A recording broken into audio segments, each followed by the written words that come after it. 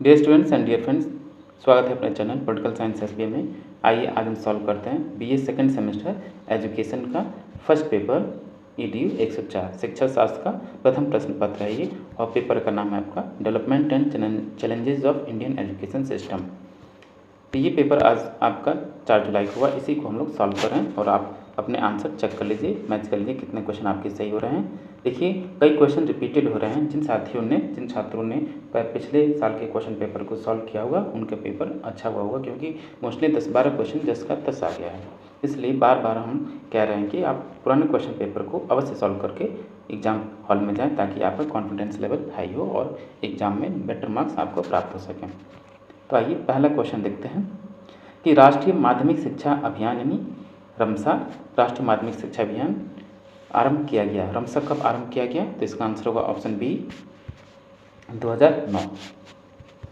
Question number 2 है विश्वविद्यालय अनुदान आयोग यानी यूजीसी यूनिवर्सिटी ग्रांट कमीशन का गठन किया गया। कब किया गया? ऑप्शन देखिए 1953, 1955, 1957 या 1959। तो विश्वविद्यालय अनुदान आयोग या यूनिवर्सिटी ग्रांट कमीशन, जिसको आप आम भाषा में यूजीसी बोलते हैं, तो इसका गठन 1953 में किया गया। ऑप्शन ए सही होगा। क्वेश्चन नंबर 3 है 10+2+3 शैक्षिक संरचना का सुझाव किस आयोग के द्वारा दिया गया?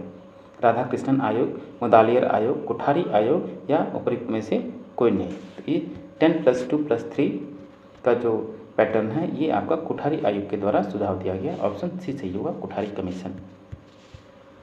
क्वेश्चन नंबर 4 है प्रथम राष्ट्रीय शिक्षा नीति की घोषणा की गई 1967, 1968 या 1969 या 1970। तो प्रथम राष्ट्रीय शिक्षा नीति की घोषणा 1968 में की गई। ऑप्शन बी सही होगा, 1968 सही होगा, ऑप्शन बी। क्वेश्चन नंबर 5 है भारत सरकार के द्वारा शिक्षा की चुनौती नीति संबंधी परिप्रेक्ष्य दस्तावेज कब जारी किया गया? यानी challenges of education of policy perspective कब लॉन्च हुआ या कब पब्लिश हुआ? 1985, 1986, 1987 या 1988। तो इसका आंसर होगा 1986, ऑप्शन बी 1986 सही होगा। क्वेश्चन नंबर 6 है प्रबुद्ध एवं मानवीय समाज की ओर नामक प्रतिवेदन प्रस्तुत किया गया। किसके द्वारा? तो आचार्य राममूर्ति समिति के द्वारा ये प्रतिवेदन प्रस्तुत किया गया। ऑप्शन बी होगा, आचार्य राममूर्ति समिति। क्वेश्चन नंबर 7 है नवोदय विद्यालय खोलने का सुझाव दिया गया था। नई शिक्षा नीति 1986 या नई शिक्षा नीति 1968 या नई शिक्षा नीति 2020 या राधाकृष्णन आयोग। तो नवोदय विद्यालय खोलने का सुझाव आपका नई शिक्षा नीति 1986 के द्वारा दिया गया।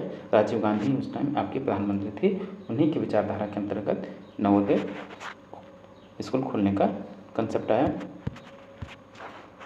क्वेश्चन नंबर 8 है भारत में सर्वप्रथम नवोदय विद्यालय की स्थापना कहाँ की गई? तो भारत में सर्वप्रथम नवोदय विद्यालय की स्थापना अमरावती महाराष्ट्र में की गई। ऑप्शन बी सही होगा। क्वेश्चन नंबर 9 है आधुनिक पूर्व प्राथमिक शिक्षा के जन्मदाता कौन है? आधुनिक पूर्व प्राथमिक शिक्षा के जन्मदाता आपके फ्रोबेल हैं। ऑप्शन सी सही होगा, फ्रोबेल। क्वेश्चन नंबर 10 है किंडरगार्टन किस भाषा का शब्द है? लैटिन, जर्मन, अंग्रेजी, हिंदी। इसका आंसर होगा तो किंडरगार्टन जो शब्द है ये आपका जर्मन भाषा का शब्द है। ऑप्शन बी सही होगा। क्वेश्चन नंबर 11 है पूर्व प्राथमिक स्कूल है क्रेश, किंडरगार्टन, मॉन्टेसरी स्कूल या उपर्युक्त सभी। तो ये आपका पूर्व प्राथमिक स्कूल आपका क्रेश भी है, किंडरगार्टन भी है, मॉन्टेसरी स्कूल भी है, इसलिए इसका आंसर ऑप्शन बी होगा, उपर्युक्त सभी।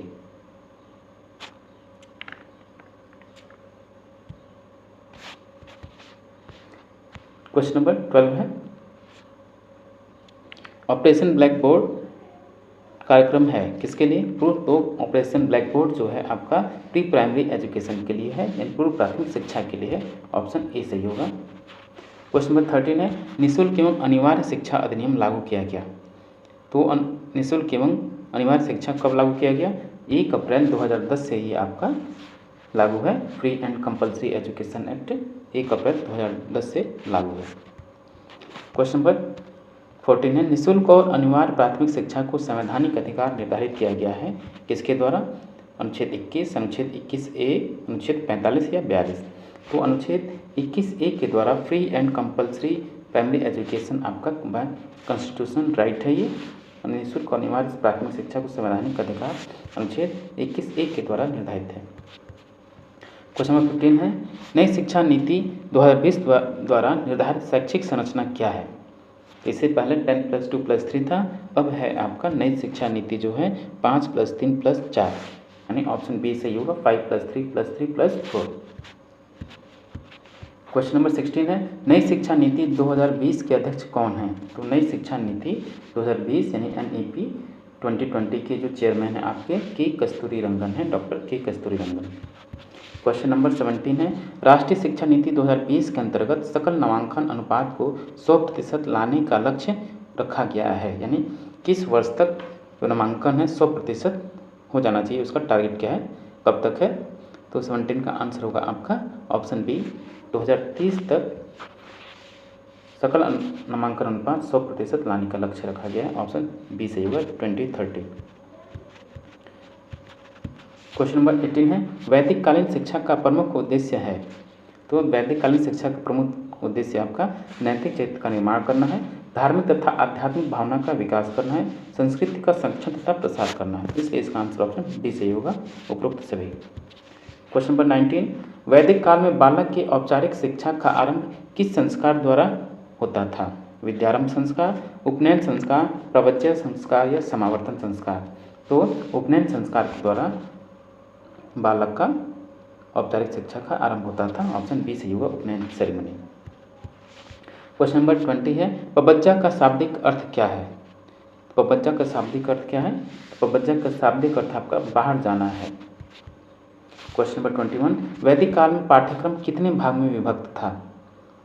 तो वैदिक काल में पाठ्यक्रम आपका पराविद्या और अपराविद्या में विभक्त था, इसलिए इसका आंसर ऑप्शन सी होगा, ए और बी दोनों। क्वेश्चन नंबर 22, बौद्ध काल में शिक्षा का माध्यम क्या था? हिंदी, पाली, संस्कृत या अंग्रेजी? तो बौद्ध काल में शिक्षा का माध्यम आपका पाली था।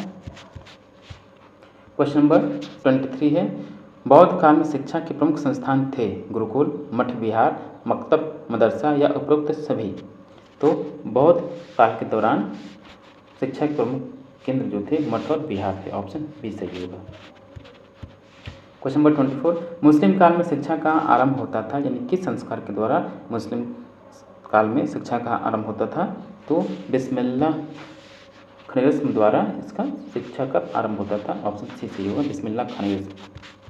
क्वेश्चन नंबर 25 है, मुस्लिम शिक्षा का प्रमुख उद्देश्य था? तो मुस्लिम शिक्षा का प्रमुख उद्देश्य आपका इस्लाम धर्म का प्रचार करना, इस्लामी संस्कृति का प्रसार करना और सांसारिक ऐश्वर्य की प्राप्ति, इसलिए इसका आंसर ऑप्शन डी होगा उपरोक्त सभी। क्वेश्चन नंबर 26 है, मुस्लिम शिक्षा में बालक की शिक्षा का आरंभ किस वर्ष में होता है? किस वर्ष की आयु में होता है? तो जब बालक आपका 4 वर्ष 4 माह और 4 दिन का हो जाता है तो उसकी शिक्षा आरंभ कर दी जाती है, ऑप्शन बी सही होगा। क्वेश्चन नंबर 27 है, मुस्लिम काल में शिक्षा का माध्यम क्या था? मुस्लिम काल में शिक्षा का माध्यम आपका अरबी और फारसी भाषा थी, ऑप्शन डी सही होगा। क्वेश्चन नंबर 28, निस्पंदन या छनाई के सिद्धांत का प्रतिपादन किसने किया? यानी जो फिल्ट्रेशन थियरी ऑफ एजुकेशन है, ये सिद्धांत किसने दिया? ये सिद्धांत आपका लॉर्ड मकाले का है, ऑप्शन सी होगा लॉर्ड मकाले। क्वेश्चन नंबर 29 है, भारत में अंग्रेजी शिक्षा का महाधिकार पत्र किसे कहा जाता है? हंटर आयोग, वुड्स का घोषणा पत्र, भारतीय विश्वविद्यालय आयोग या कोठारी कमीशन? भारत में अंग्रेजी शिक्षा का महाधिकार या मैग्ना कार्टा आपको वुड्स डिस्पैच को बोला जाता है, ऑप्शन बी सही होगा, वुड्स का घोषणा पत्र। क्वेश्चन नंबर 30, भारत में विश्वविद्यालय की स्थापना का सुझाव सर्वप्रथम दिया गया था? तो भारत में विश्वविद्यालय की स्थापना का सुझाव सर्वप्रथम वुड्स के घोषणा पत्र या वुड्स डिस्पैच है, डिस्प्यूट नहीं डिस्पैच है। क्वेश्चन नंबर 31 है, आधुनिक भारत में सर्वप्रथम विश्वविद्यालय कहाँ खोला गया? तो आधुनिक भारत में सर्वप्रथम सबसे पहला विश्वविद्यालय आपका एक साथ कलकत्ता, मुंबई, मद्रास में खोला गया, तो इसलिए इसका आंसर ऑप्शन डी सही होगा। क्वेश्चन नंबर 32 है, वैसे इसका आंसर होगा ऑप्शन ज़्यादा सटीक, एक सर्वप्रथम विश्वविद्यालय कहाँ खोला गया? कलकत्ता होगा, option A. Question number 32, Hunter आयोग के अध्यक्ष कौन थे? सर विलियम हंटर, लक्ष्मण स्वामी मुदालिया, दौलत सिंह कोठारी या चार्ल्स वुड? तो हंटर आयोग के अध्यक्ष सर विलियम हंटर थे। क्वेश्चन नंबर 32, भारतीय विश्वविद्यालय आयोग का गठन कब हुआ? तो भारतीय विश्वविद्यालय आयोग का गठन आपका सन 1882 में हुआ। ऑप्शन ए सही होगा 1882। क्वेश्चन नंबर 34, लॉर्ड कर्जन ने शिक्षा के किस स्तर पर सुधार की विशेष प्राथमिकता दी? तो लॉर्ड कर्जन ने उच्च शिक्षा में सुधार की विशेष प्राथमिकता दी। वो हायर एजुकेशन की व्यवस्था में सुधार की ज़्यादा प्रमुखता देते थे आपके लॉर्ड कर्जन। ऑप्शन डी सही होगा उच्च शिक्षा। क्वेश्चन नंबर 35, स्वतंत्रता प्राप्ति के पश्चात भारत में सर्वप्रथम किस आयोग का गठन किया गया? राधा कृष्णन आयोग, मुदालियर आयोग, कोठारी आयोग या सार्जेंट आयोग? तो स्वतंत्रता प्राप्ति के बाद सर्वप्रथम राधा कृष्णन आयोग का गठन किया गया। क्वेश्चन नंबर 36 है, माध्यमिक शिक्षा के शैक्षिक परामर्श एवं निर्देशन की सुविधा उपलब्ध कराने का सुझाव किस आयोग द्वारा दिया गया? तो इसका आंसर होगा ऑप्शन निम्न में से कोई नहीं, उपरोक्त में से कोई नहीं होगा। इसका आंसर ऑप्शन डी सही होगा, उपरोक्त में से कोई नहीं। क्वेश्चन नंबर 37, कोठारी आयोग का गठन कब किया गया? तो कोठारी आयोग का गठन आपका 1964-66 में किया गया। ऑप्शन सी सही होगा 1964 to 66। क्वेश्चन नंबर 38 है, माध्यमिक शिक्षा आयोग 1952-53 के अध्यक्ष कौन थे? तो माध्यमिक शिक्षा आयोग के जो अध्यक्ष थे आपके लक्ष्मण स्वामी मुदालियर थे। ऑप्शन बी सही होगा। क्वेश्चन नंबर 39 है, स्वतंत्र भारत में उच्च शिक्षा में सुधार हेतु सर्वप्रथम किस आयोग का गठन किया गया? तो राधा कृष्णन आयोग का गठन किया गया। ऑप्शन सी सही होगा राधा कृष्णन आयोग।